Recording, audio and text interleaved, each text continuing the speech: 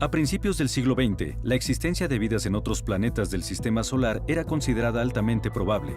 Esto fue confirmado por nuevos descubrimientos astronómicos. Se encontraron temporadas y canales en Marte, mares en la Luna y nubes en Venus. Algunos científicos creían que se había demostrado la existencia de vegetación marciana y que era posible su presencia en Venus. Pero en los 60 y 70, las sondas espaciales descubrieron que las condiciones en los planetas más cercanos a la Tierra eran extremadamente hostiles. Venus resultó ser un desierto caliente y arenoso bajo una capa de nubes mortíferas de ácido sulfúrico. Y Marte es un verdadero congelador con una temperatura de menos 60 grados Celsius, con una atmósfera compuesta casi de dióxido de carbono puro.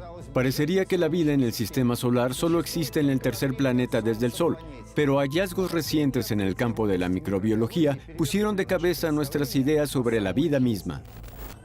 A finales del siglo XX, los científicos descubrieron microorganismos extremofílicos que pueden sobrevivir en los volcanes a temperaturas de hasta 122 grados, en geysers, en el suelo oceánico y en el permafrost.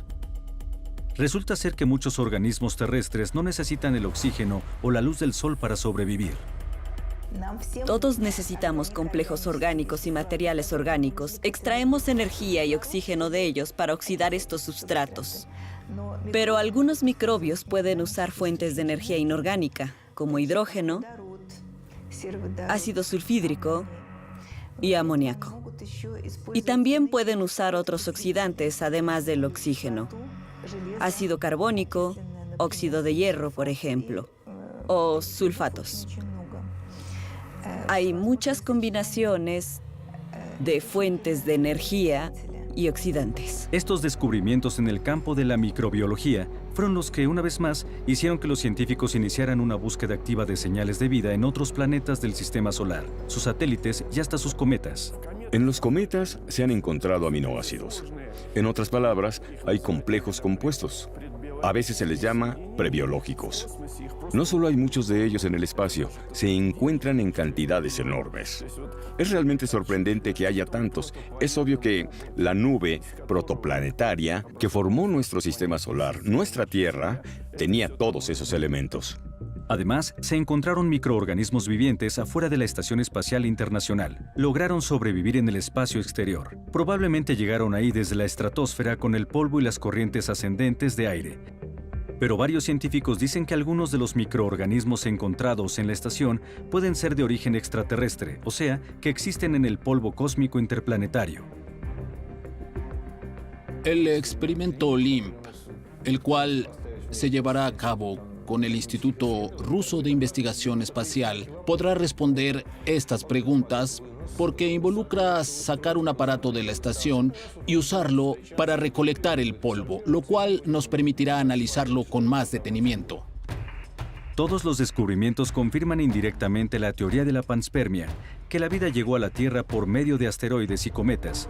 Pero, ¿los microorganismos pueden sobrevivir a las densas capas de la atmósfera cuando los asteroides la atraviesan? Para resolver esta pregunta, los científicos rusos decidieron hacer dos experimentos, el Fotón M y el Bión M1, cuyo propósito era crear meteoritos artificiales con varios microorganismos a bordo. Tomamos un pedazo de basalto pulido que parece una rueda de tranvía. ¿Por qué? Porque tiene 25 hoyos con una profundidad promedio de hasta 7 u 8 milímetros, donde, estrictamente hablando, podemos colocar varios microorganismos, imitando así las grietas. Son similares a las grietas que están en los meteoritos que caen ocasionalmente en la Tierra.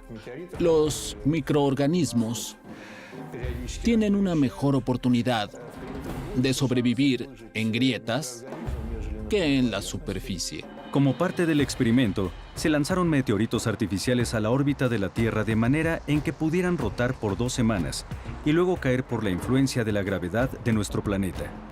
Durante los experimentos, Fotón y Bión pasaron a través de capas densas de la atmósfera, donde se calentaron hasta 980 grados Celsius. El basalto se derritió por el calor y casi todos los microorganismos se quemaron. Sin embargo, lograron sobrevivir 2 tipos de bacterias extremofólicas. Así que es muy posible que la vida esté esparcida por todo el sistema solar. pero solo se desarrolla donde la Tierra es apta. Por ejemplo, en Marte, ya que la temperatura promedio del planeta es de menos 60 grados Celsius, el suelo marciano tiene propiedades muy similares al permafrost. Esto significa que pueden existir criófilos. Estas son bacterias que pueden sobrevivir a temperaturas extremadamente bajas. Hace mucho tiempo se publicó un artículo en la prestigiosa revista científica estadounidense PNAS. Me parece que en 2010. Decía que se habían encontrado microorganismos en el hielo del río Kaliuma, al norte de Rusia. Resultaron ser Curinebacterium, las cuales son perfectamente resistentes a la enardecida atmósfera de Marte. Y además, ahí crecen mejor que bajo condiciones normales. Sin embargo, ni siquiera se ha descubierto vida primitiva en Marte, pero tal vez no tengamos que ir tan lejos para buscarla. Después de todo, el agua, la cual es esencial para el surgimiento de la vida, se ha encontrado hasta en la Luna. La Luna también tiene permafrost en los polos. Y si la vida apareció en la Tierra debido a la colisión con cometas u otros cuerpos celestes que produjeron esporas cósmicas, también se pueden preservar en el refrigerador natural de los polos lunares. Por lo tanto, estudiando los polos lunares, podemos entender que llegó a la Tierra hace miles de millones de años. Pero obviamente, nadie habla de algún tipo de vida en la vieja Luna o en la actual Luna, porque el entorno no es adecuado. De hecho, es el espacio exterior. Así que ahí no puede existir nada similar a la vida en la Tierra. Tal vez esté en una forma conservada, pero sin duda alguna, no se pudo haber originado ahí. El programa lunar moderno de Rusia involucra la creación de una base en la superficie de la Luna. Los astronautas necesitarán agua. Según los planes de Roscosmos, el hielo lunar será obtenido y entregado a la Tierra en el 2025. Esto facilitará mucho la tarea de los científicos. Los sensores instalados en las sondas estadounidenses tipo Viking, los cuales exploraron Marte desde 1976 hasta 1980, no encontraron formas de vida en el suelo del planeta rojo, pero no encontraron vida en la Tierra, en los desiertos rocosos de la Antártica. Obviamente ahora la tecnología ha avanzado mucho, pero ninguna automatización puede reemplazar un análisis de laboratorio equipado en la Tierra. No es sorpresa que la exploración espacial estadounidense se concentra en la entrega de muestras de suelo de Marte, pero extrañamente, tal vez el mundo científico reciba una sorpresa no de Marte, sino de Venus, un planeta donde ni una sola nave espacial ha sobrevivido por más de 2 horas. Venus es la diosa de la belleza, pero este planeta más bien es un infierno. La temperatura es de 470 grados Celsius, la presión es de 92 atmósferas, la velocidad del viento es de 725 kilómetros por hora y hay una lluvia metálica. Pero hace 3.000 millones de años, este mundo hostil era muy similar a la Tierra moderna. Venus tenía la misma cantidad de agua que la Tierra cuando se formaron los planetas. Es posible que hubiera un océano y la vida pudo aparecer en el océano porque cuando se formó Venus, el Sol tenía menos luminosidad. Venus estaba en la zona habitable. Era muy pronto para la Tierra y aún hacía mucho frío para que la vida en la Tierra existiera aquí. Y tal vez los científicos puedan detectar rastros de las primeras formas de vida, no en la superficie, sino en la densa capa de nubes de Venus. A una altitud de 50 a 60 kilómetros, la presión atmosférica solo alcanza una atmósfera. En otras palabras, esto es similar a la Tierra, y la temperatura varía de 0 a 20 grados Celsius. La vida se desarrolló en nuestro planeta en esas condiciones, y el hecho de que las nubes sean un 75% de ácido sulfúrico no es problema para los microorganismos. Los extremófilos que se alimentan de azufre pueden sobrevivir en esas condiciones. Por ejemplo, la Archaea psicrófila, la cual vive en las salmueras calientes de la isla japonesa de Hokkaido. En Venus, la capa superior de nubes es amarillenta en todos los análisis espectrales. En los ultravioleta podemos ver rayas o puntos. Y ahora, una de las hipótesis dice que esos puntos son provocados por bacterias cuyo espectro ultravioleta es similar a los que podemos observar en la Tierra. Para estudiar la capa de nubes de Venus, los expertos de la NASA sugieren lanzar una aeronave, un avión inflado con helio, que tenga baterías solares. Esta es una versión modificada de la sonda soviética Vega. Fue lanzada exitosamente en la atmósfera del planeta en el año 1984. La nave espacial estadounidense cargará 20 kilos de equipo científico. Con su ayuda, los científicos esperan descubrir la composición de las nubes de Venus y tal vez descubrir vida. Se da por hecho que la nave también tendrá un microscopio, el cual analizará las partículas en las nubes. O sea, si hay microbios, entonces medirá su tamaño. El tamaño se puede medir con otros factores, por ejemplo, por la forma, y si hay microbios, entonces identificará esta vida. ¿Hay vida en Venus? Obviamente lo averiguaremos después del 2025. Aún se está discutiendo la fecha de la futura misión, pero aún si no encuentran microorganismos en Venus, en la Luna y Marte, los científicos no se van a rendir. Detrás de la órbita de Marte está la llamada línea de congelación del Sistema Solar. Esta es la distancia desde la estrella donde está suficientemente frío para que no solo el agua, también el metano, el amoníaco, el nitrógeno y el cloro se vuelvan sólidos, o sea, se conviertan en hielo. Por lo tanto, la vida en la superficie de los planetas que están más allá de la línea teóricamente no puede existir. Pero en las profundidades de sus satélites naturales, los científicos sugieren que bajo la corteza de hielo de las lunas de los gigantes de gas Júpiter y Saturno hay océanos subglaciares templados. Gracias a la exploración de las sondas de la NASA, los científicos saben que hay agua en estado líquido en Europa, la luna de Júpiter, y en Encélado, la luna de hielo de Saturno. Ya es muy obvio que hay un océano bajo la superficie en Europa, la luna de Júpiter, ya que hay una capa de hielo en todo el planeta. En años recientes, en 2014 y en 2016, se descubrió con el telescopio Hubble que hay actividad de geysers, o sea, se descubrieron emisiones. No hay duda de que hay un océano de agua bajo la superficie del satélite más cercano a Saturno, Encélado, ya que hay una poderosa actividad de geysers en este satélite. Este es el satélite más cercano a Saturno y por eso la explicación física está clara. El agua en las profundidades de Europa y Encélado es calentada por actividad geológica. Los gigantes de gas afectan a los satélites con una poderosa fuerza gravitatoria, también llamada fuerza de marea. A causa de esta fuerza, las lunas de hielo se estiran y se contraen constantemente, calentándose desde dentro. Como resultado, se forman grietas en la capa de hielo, por las cuales el agua sale expulsada, volando en grandes chorros hacia el espacio. Se ve especialmente impresionante en Encélado. En el hemisferio sur hay muchos geysers, los cuales emiten chorros de vapor de agua y partículas a muchos kilómetros de alto. La sonda espacial estadounidense Cassini pudo volar a través de ellas y hasta pudo determinar su composición. El 93% de estas emisiones son de agua o de hielo. Bueno, se congelan de inmediato. Casi el 4% es nitrógeno y el 1.6% es metano. Casi el 1% son complejos orgánicos. Esa es su composición. Bueno, básicamente es posible que el océano interno de Encélado también tenga una composición bastante salada. Por eso, obviamente, la posibilidad de la existencia de vida requiere más investigación. Aún se están estudiando unas muestras de los chorros de la luna de Saturno recolectadas por la sonda espacial Cassini. En 2018, los expertos anunciaron macromoléculas orgánicas complejas, los ladrillos de la vida. Sin duda, Encélado es uno de los lugares más prometedores para buscar vida fuera de la Tierra, pero temo que no podremos revelar pronto sus secretos. Después de todo, Saturno está a una distancia de casi 1 millón de kilómetros. La sonda espacial Cassini, lanzada en 1997, tardó 7 años en llegar a Encélado. La Europa de Júpiter está 2 veces más cerca y las condiciones son casi las mismas, así que esperamos encontrar primero vida en el sistema solar en este cuerpo celeste. Además, a diferencia de Encélado, la existencia de un océano en Europa puede ser considerado un hecho comprobado. Si vemos la superficie de Europa, solo parece un lago congelado con algunas grietas, hoyos y cosas así. Así se ve la superficie entera de Europa. Y esta capa de hielo tal vez tenga de 50 a 100 kilómetros de profundidad, y hay motivos razonables para pensar que bajo esta capa hay un océano de agua en forma líquida.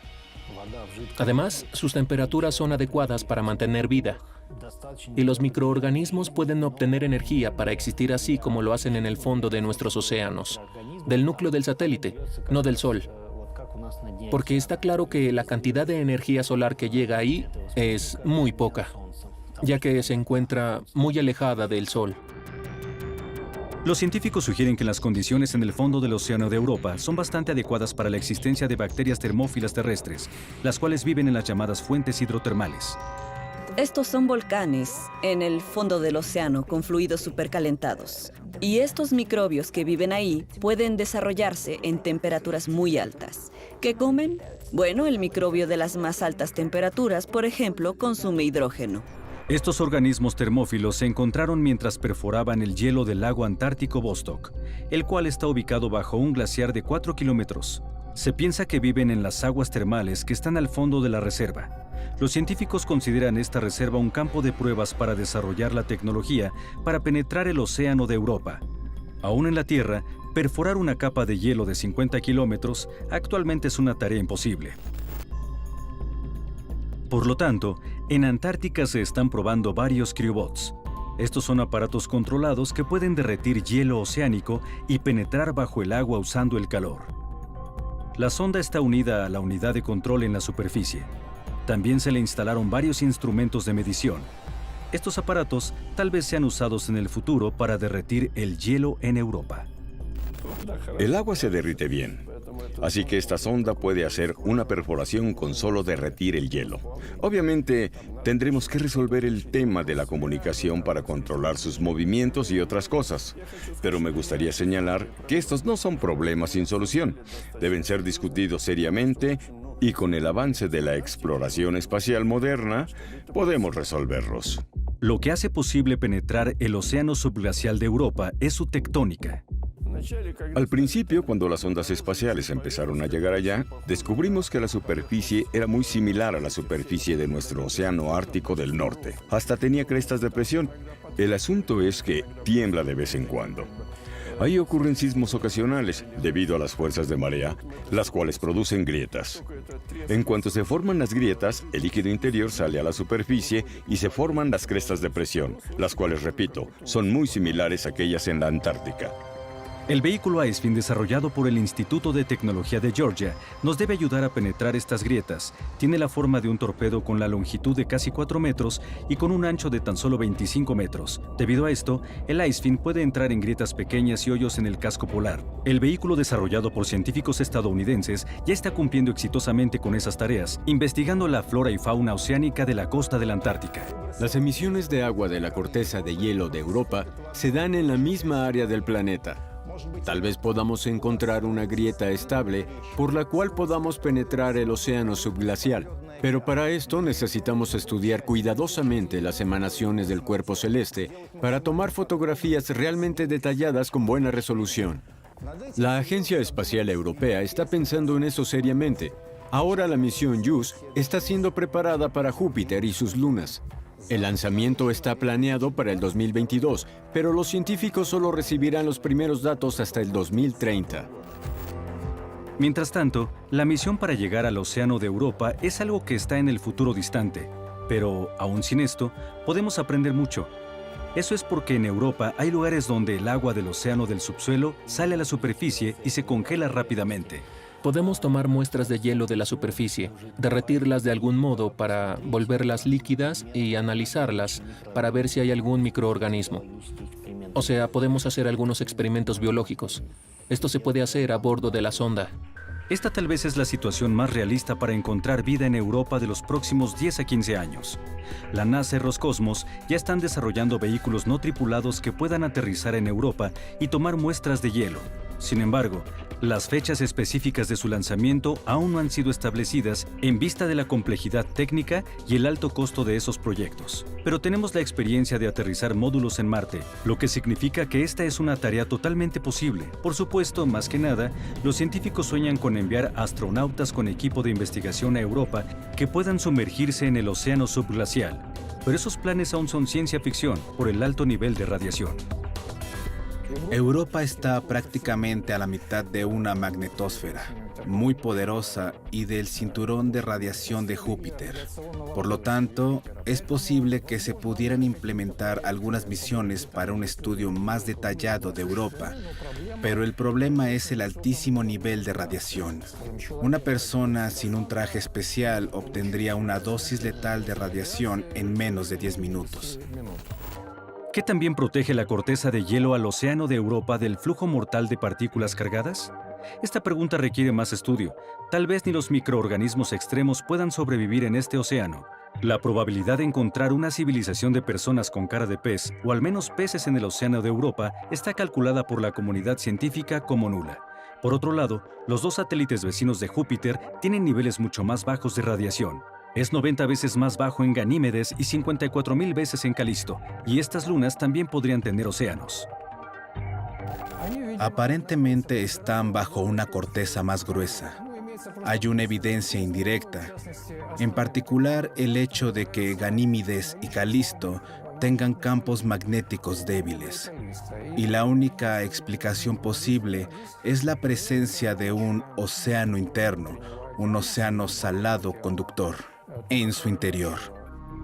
La inmersión en las profundidades de estos satélites es una tarea para el futuro distante. Sin embargo, hay otros candidatos en el sistema solar que también tengan vida.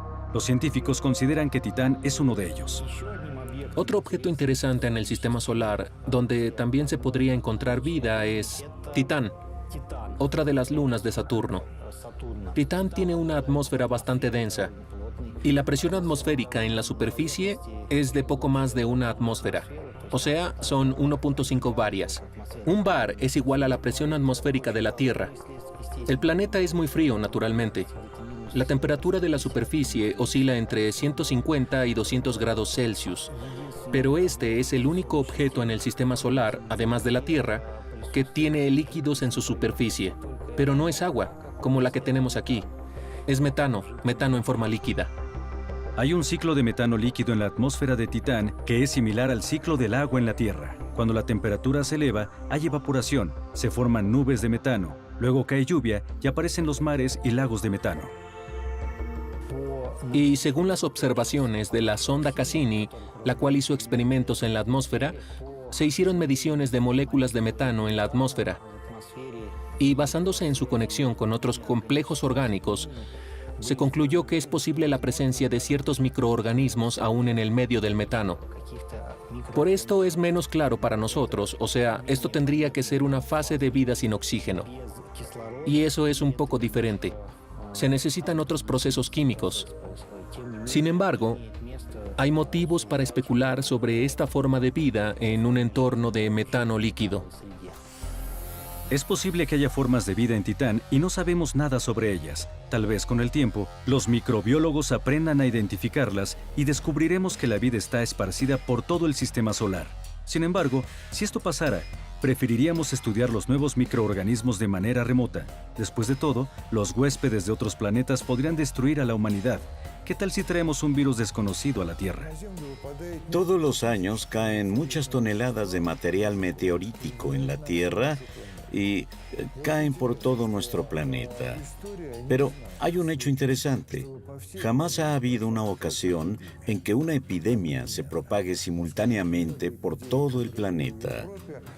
Ha habido muchas epidemias en Europa, lo que significa que la población europea ha desarrollado inmunidad a ciertas enfermedades. Pero cuando los europeos llegaron a América, donde estas enfermedades jamás habían existido, empezaron nuevas epidemias. O sea, no hay ni un solo caso donde una epidemia se pueda asociar con certeza con la materia cósmica, porque todo lo que cae a la Tierra se esparce por todo el planeta. Pero no tenemos esa clase de ejemplos, y tal vez, aun si hay cualquier forma conservada que pueda sobrevivir a las condiciones del espacio exterior, no están activas y no pueden provocar una epidemia. Esencialmente, el intercambio de materia entre los cuerpos celestes del sistema solar es constante. En la Tierra, los científicos a menudo encuentran meteoritos marcianos y lunares. Del mismo modo, en un pasado distante, los pedazos de rocas terrestres pudieron llegar a otros planetas como resultado de colisiones con asteroides y cometas. Si encontramos vida en el sistema solar, entonces tal vez tendrá un origen terrestre. Y desde un punto de vista científico, será más interesante darle seguimiento a cómo se desarrolló en condiciones que son radicalmente diferentes a aquellas que existen en nuestro planeta.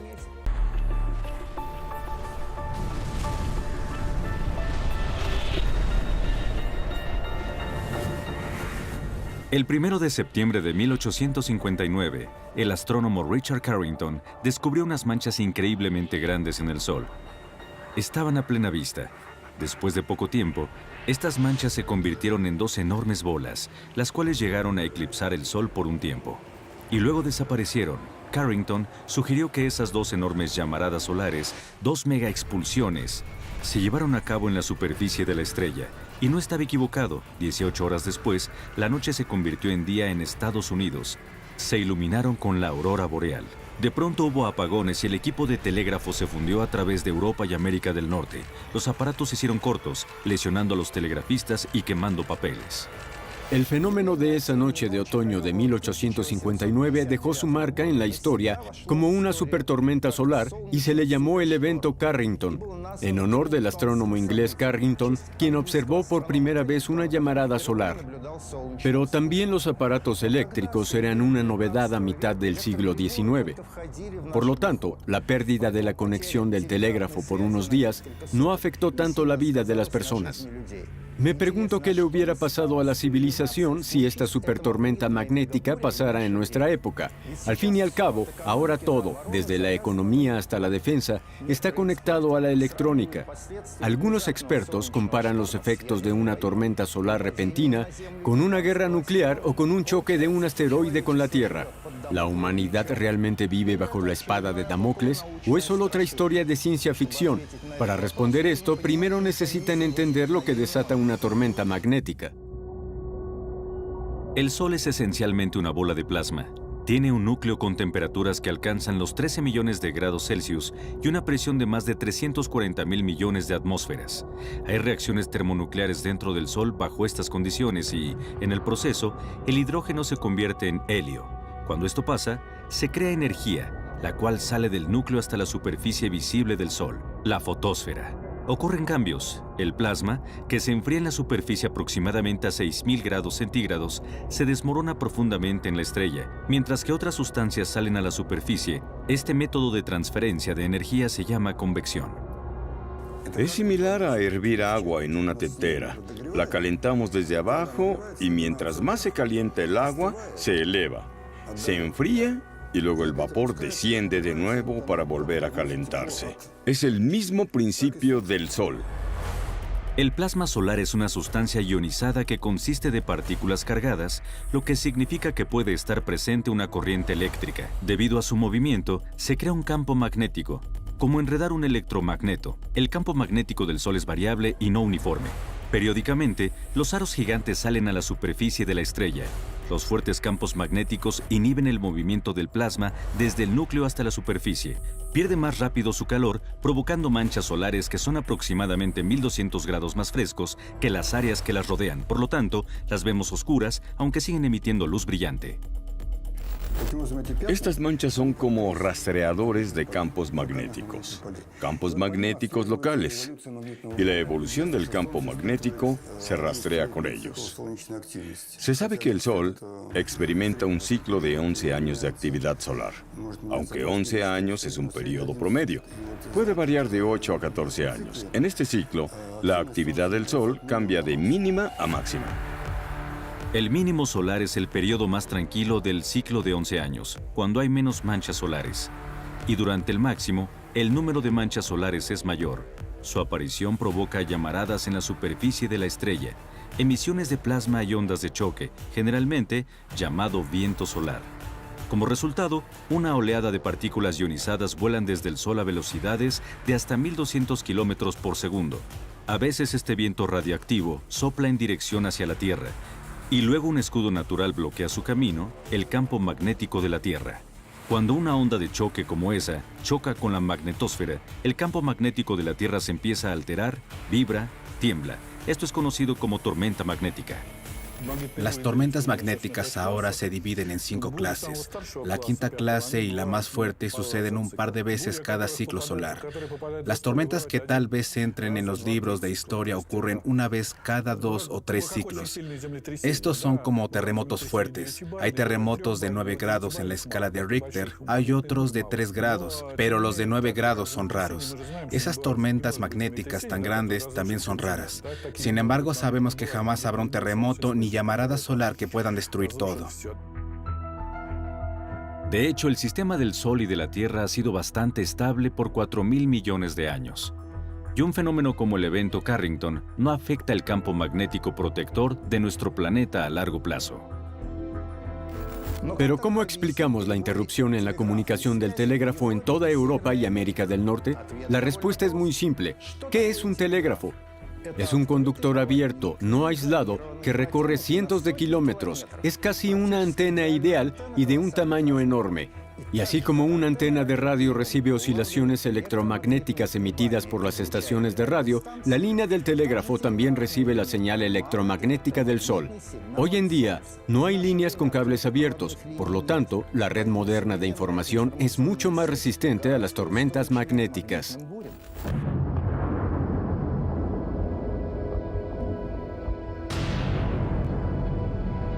Y ahora, de hecho, el Sol se acerca a su nivel mínimo de actividad. Y este 24º ciclo es bajo, hasta está por debajo del promedio.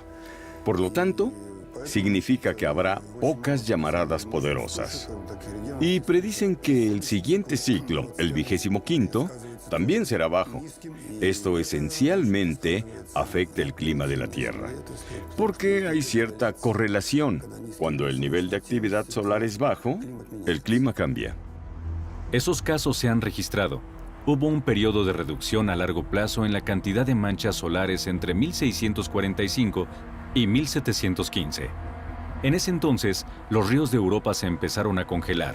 Las lluvias pesadas y los inviernos inusualmente severos provocaron fracasos en las cosechas y huertos muertos en Inglaterra, Escocia, el norte de Francia y Alemania. El mecanismo de la influencia del viento solar sobre el clima de la Tierra es complicado. La Tierra a menudo pasa por lluvias de rayos cósmicos de la galaxia y por partículas cargadas que llegan de explosiones de supernovas.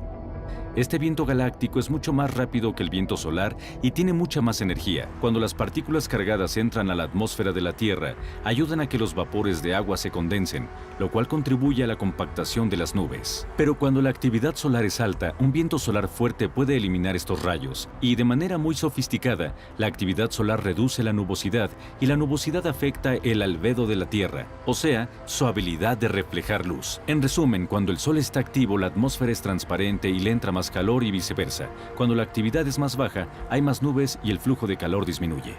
La anómala calma del Sol se evidencia en los datos del Observatorio Espacial SOHO. Los instrumentos colocados en la nave espacial mostraron que la cantidad total de energía emitida por nuestra estrella en el ciclo actual era menor que en el anterior. Esto le da a los científicos algo en qué reflexionar. En Rusia, la actividad solar se predice en la ciudad de Troitsk, cerca de Moscú. Estamos en la consola principal del Centro para Pronósticos del Clima Espacial en el Instituto de Magnetismo Terrestre, Ionosfera y Propagación de Ondas de Radio de la Academia Rusa de Ciencias, o ISMIRAN abreviado. Ellos han vigilado el Sol todo el tiempo desde hace 20 años. Las herramientas principales son satélites, y mientras más alto estén, mejor. Actualmente también hay 3 satélites estadounidenses volando en un punto de libración, donde las fuerzas gravitatorias del Sol y de la Tierra están equilibradas. Esto está a 1.5 millones de kilómetros. Ahí vuela constantemente y gira alrededor del Sol con la Tierra y siempre da la cara al Sol. Son una buena herramienta. En la comunidad global científica hay un intercambio constante de datos sobre el estado del Sol. Hay un sistema automático para predecir el clima solar basado en eso. El sistema automático nos da un pronóstico. Aquí tenemos un equipo de analistas todo el tiempo. Bueno, normalmente son 3 personas. Discutimos todo y decimos, no, hay algo mal. Tenemos que tomar en cuenta otros factores. Ni los Estados Unidos puede trabajar con un sistema automático. Y mientras tanto, el análisis de los expertos juega un gran papel. Cambiamos los parámetros de contribución. Cambiamos toda clase de cosas y ajustamos el sistema hasta que creemos que este pronóstico es correcto. Presionamos el botón y las máquinas lo envían a todos los consumidores. Al día siguiente, venimos y revisamos si nos equivocamos, pero disfrutamos nuestro trabajo. Los sistemas modernos de rastreo nos permiten hacer un pronóstico relativamente preciso para todo el ciclo solar de 11 años, por un año, un mes, una semana. Pero la demanda principal es por los pronósticos a corto plazo, para varios días y hasta horas. El plasma de una llamarada tarda de 1 día y medio a 3 para volar. Este pronóstico está listo. Vemos una llamarada, vemos una explosión en el Sol. Probablemente hay una nube alrededor del Sol bajo el plasma luminoso. Es cuestionable si esta emisión golpeará la Tierra o no. Bueno, esto pasa en 3 días. Esto es algo que es publicado ampliamente. En la mitad de los casos, la emisión no cae en la Tierra y después se descarta el pronóstico. Luego, si observamos el plasma solar cerca de la Tierra y el viento solar ya alcanzó la Tierra, podemos hacer un pronóstico para 1, 2 o 3 horas. Es muy importante que algunos aparatos técnicos no se apaguen por mucho tiempo. Primero que nada, el clima solar no le afecta a las personas y a los otros seres vivientes, pero afecta a los aparatos tecnológicos y varias redes de comunicación, oleoductos, líneas de electricidad, trenes. Durante una tormenta magnética ocurren los mismos procesos que en el aro de Faraday. Si el campo magnético de una bobina cambia junto a él, tendremos una corriente de inducción. Hasta los cambios más pequeños en el campo magnético provocan una corriente muy grande. Por ejemplo, en el oleoducto de Alaska, la corriente puede llegar a 1000 amperios. Entonces, ¿qué le pasaría al oleoducto? Destruye las capas anticorrosión, porque el ducto está en una posición horizontal. Está a cierto ángulo de la Tierra para que los iones caigan y que no se oxide. Pero cuando hay una corriente, destruye esta protección. Y si el ducto fue diseñado para durar 15 años, entonces se empieza a oxidar después de 3 años por este efecto. En el caso de los trenes, podemos causar una falsa alarma con señales. Este fue descubierto por científicos de Izmirán, cuando estudiaban los problemas en el sistema ferroviario ruso. Si una sección de vías está libre, se mantiene una cierta diferencia potencial entre las vías. Cuando un tren aparece entre ellos, empieza a fluir una corriente eléctrica. La corriente eléctrica inducida por las variaciones del campo magnético de la Tierra pueden bloquear las vías, lo que el sistema interpretará como otro tren en la vía. Como resultado, la luz verde cambia a rojo, y aunque esto no provoque una colisión, crea problemas logísticos. Es mucho más peligroso cuando las grandes redes eléctricas son víctimas de fuertes tormentas magnéticas. En cuanto a las líneas eléctricas, hay un buen ejemplo de esto. El apagón de Quebec, el 13 de marzo de 1989, cuando hubo una llamarada solar. Provocó una tormenta magnética y toda la provincia de Quebec, incluyendo la capital de Canadá, Ottawa, quedaron desconectados de la electricidad por 9 horas. Todo porque el sistema había acumulado una corriente de inducción. Primero, desconecta el relé. Luego quema los transformadores. Y aquí tenemos protección contra los rayos. Aterrizamos nuestro objeto eléctrico. Pero esta corriente aún fluye a través del suelo porque las sales actúan como conductoras. Y fluye a través de la Tierra hasta llegar a otros sistemas de energía y transformadores y los quema totalmente. Eso fue lo que sucedió en Quebec. Las consecuencias del apagón de Quebec no solo provocaron un apagón en millones de hogares canadienses, también se perdieron las comunicaciones de radio mientras las personas de todo el mundo presenciaron la aurora boreal donde anteriormente no había aparecido. El campo magnético de nuestro planeta es más vulnerable en los polos norte y sur. Ahí las líneas entran a la Tierra casi verticalmente. O sea, esos procesos en la magnetosfera, los cuales ocurren a cientos de kilómetros sobre el ecuador, se llevan a cabo en las capas más bajas de la atmósfera cercana a los polos, y esto provoca muchos problemas técnicos.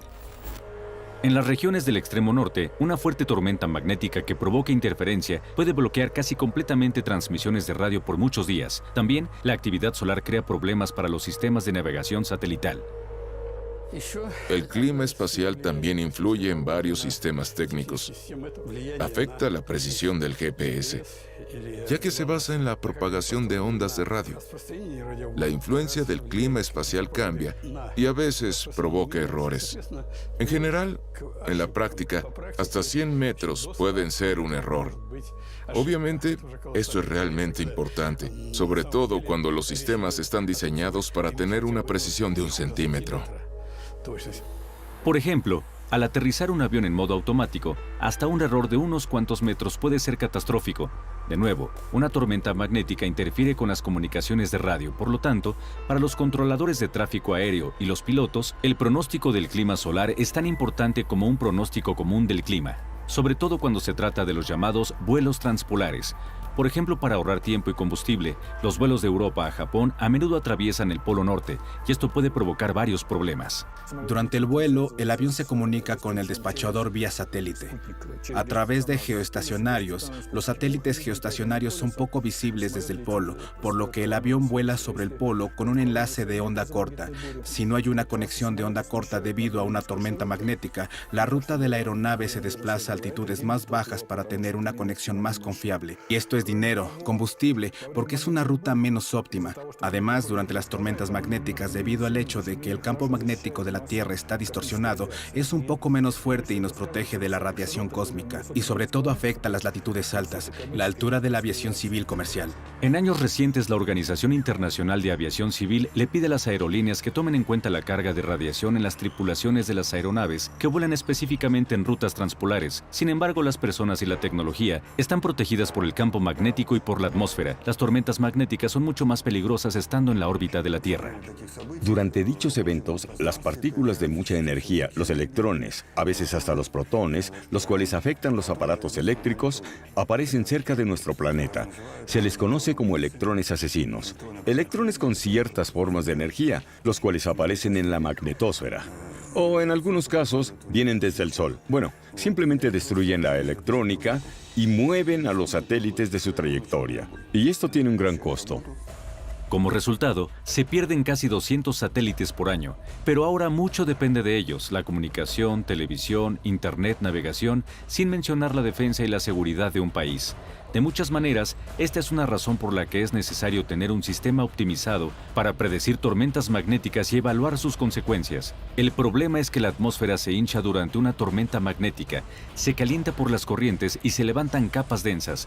Como resultado, a una altitud de aproximadamente 400 kilómetros, donde está la estación en órbita, aparece una gran cantidad de aire enrarecido, el cual detiene el movimiento de la estación, pierde velocidad y altitud. Lo mismo pasa con algunos satélites que vuelan bajo. Aquí una tormenta magnética puede hacer que la estación caiga 10 kilómetros de su órbita. Es necesario tener esto en mente para planear la entrega de combustible y levantar de nuevo la estación. O si no, puede ser demasiado tarde.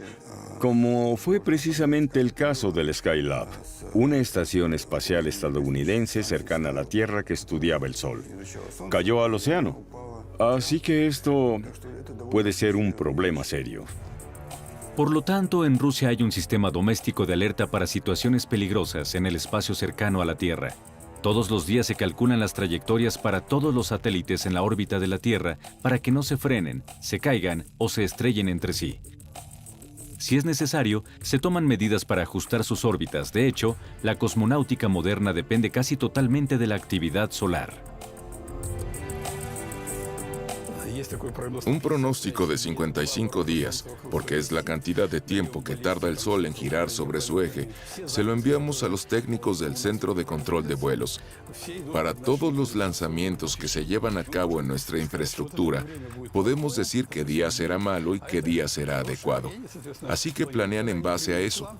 Cuando aceptan el plan, vienen con nosotros y 5 días antes del lanzamiento, vamos a la Comisión Estatal, la cual toma la decisión de mover la plataforma de lanzamiento, reabastecer y presionar el botón. Las llamaradas solares son peligrosas no solo para la tecnología, también para los astronautas, porque estas son ráfagas de partículas radioactivas aceleradas.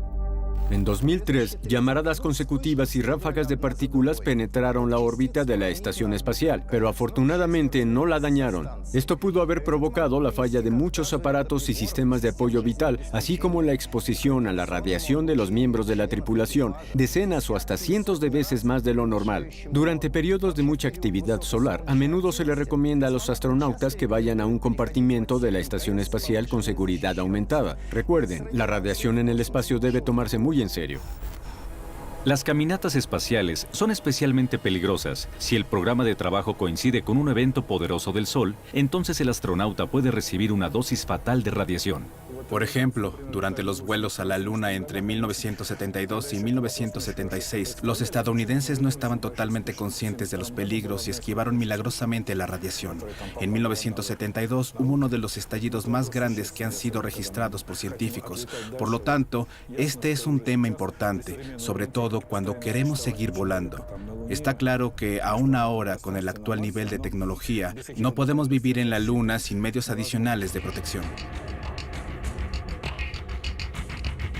La humanidad es afortunada de que la Tierra tenga un campo magnético tan poderoso y estable. Sin embargo, es posible que la actividad solar aún pueda afectarnos. Esta idea la propuso el científico ruso Alexander Chizhevsky a principios del siglo XX. Desde entonces, en Rusia se lleva a cabo la investigación en este campo. Sin embargo, los resultados son contradictorios.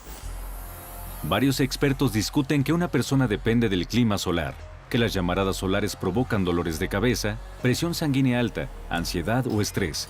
Por otro lado, durante los años del máximo solar, la humanidad vive bajo tormentas moderadas y severas hasta el 50% del tiempo y, en 75 años de vida, la persona común vive un total de 2.250 tormentas. De hecho, si revisan la contribución de energía, las desviaciones y anomalías de la actividad solar, esta es una parte insignificante de lo que produce el Sol. Totalmente insignificante. Y los organismos se han acostumbrado a esto durante la evolución. Sí, ustedes y yo hemos desarrollado un mecanismo para adaptarnos a la radiación aumentada. Nos bronceamos en el sol, nuestros cuerpos empiezan inmediatamente a responder a la radiación aumentada. Simplemente los cambios pequeños de actividad solar no son peligrosos para nosotros. Así es, las tormentas magnéticas no tienen un impacto directo en la salud humana, pero por otro lado, pueden ocurrir cambios en el medio ambiente bajo su influencia. Por ejemplo, la presión atmosférica y, naturalmente, el cuerpo humano reacciona a eso. Hay estadísticas que dicen que durante las grandes tormentas magnéticas, el número de ataques cardíacos e infartos aumenta un 20%. Esto se refleja en el bienestar de todas las personas. Pero las personas jóvenes, saludables y alegres, tienen muchos mecanismos de protección. Las personas débiles, por decirlo así, las personas adultas, son las primeras en reaccionar a esto, sobre todo las personas con problemas cardiovasculares. Por lo tanto, trabajamos de la mano de doctores. Patentamos un método en esta área llamado una manera de combatir tormentas magnéticas para individuos con ataques cardíacos e hipertensión. Y explica cómo lidiar con eso. Obtengan nuestro pronóstico y tomen la medicina prescrita por los doctores. Cuando termine la tormenta, deténganse. Para hacer esto tenemos 2 máquinas contestadoras. Las personas pueden llamarnos sin costo las 24 horas del día para saber el estado del campo geomagnético y el pronóstico completo. Esto es de gran ayuda para las personas con problemas cardiovasculares. El problema de la influencia del clima solar en el cuerpo humano requiere más investigación. Aunque el Sol ha sido estudiado por astrónomos por mucho tiempo, aún guarda muchos misterios. Por ejemplo, ¿por qué la duración de un ciclo solar puede variar de 8 a 14 años? ¿Y por qué tiene el número de Wolf, el cual mide el número de manchas solares, que variaron de 45 a 190 en los últimos 300 años? Para responder estas preguntas, Izmirán y Roscosmos están preparando una nueva misión espacial al Sol. Ahora el proyecto Inter-Heliosond se está empezando a desarrollar. Está enfocado a estudiar todos estos asuntos problemáticos de la física solar, estudiar el clima espacial, su impacto en la Tierra y demás. Este año y el siguiente, otras agencias, la NASA y el Instituto de Análisis de Sistemas en la Academia Rusa de Ciencias, están planeando lanzar una nave espacial que se acerque más al Sol, porque ya se agotaron todas las posibilidades de estudiar el Sol desde la órbita de la Tierra. El satélite Inter-Heliosond estudiará el Sol y el medio ambiente cercano a él desde una distancia de 42 a 49 millones de kilómetros. El satélite investigará los fenómenos solares activos y efectos relacionados, la corona del Sol y el viento solar, las regiones polares y la heliosfera. Tal vez en un futuro cercano, la humanidad aprenda a predecir el clima espacial con precisión de minutos. Sin esto es simplemente imposible lograr más desarrollo de la astronáutica, el estudio y la colonización de otros planetas del sistema solar. Mi nombre es Vladimir Surdin Nos vemos en la próxima edición de Guía por el Universo.